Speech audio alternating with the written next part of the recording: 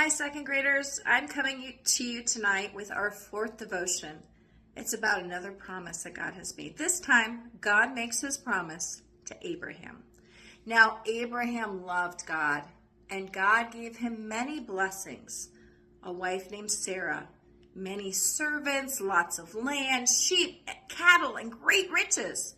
He even had his own army. God also gave Abraham a very special promise. He said, I'm going to make you into a great nation, a great people.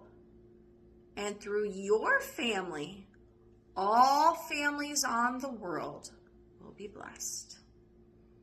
Now, this was the promise of a Savior. The Savior would be a blessing to everyone on earth, and he would come from Abraham's family. There was just one problem. You see, Abraham and Sarah didn't have any children, and they were really old. So one night, God wanted to reassure Abraham that the promise he had made to him would come true.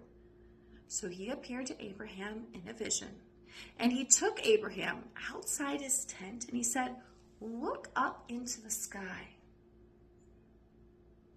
I want you to look up and count all the stars that you can see."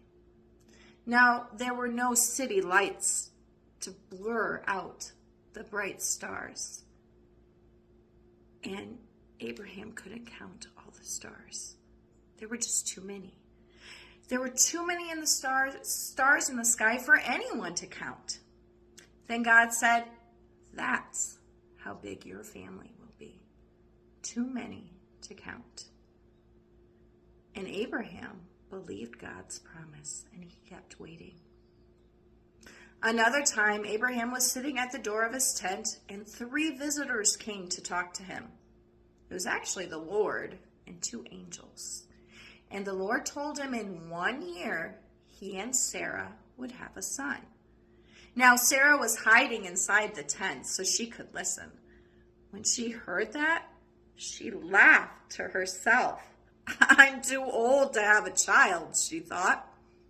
But the Lord keeps his promises, and the Lord knew she was there, and he knew she had laughed.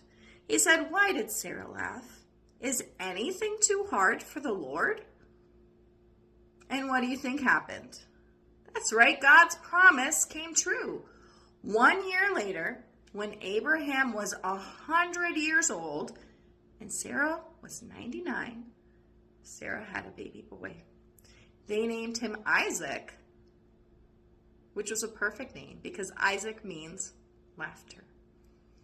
So how did God keep his promise to Abraham? Well, he sent his son named Isaac, and many years later, he sent the Savior, Jesus. So today you're going to get an ornament with a tent on it. A tent to remind you of how God came to Abraham and said, "Count the stars." And said, in a year's time, you will have a child.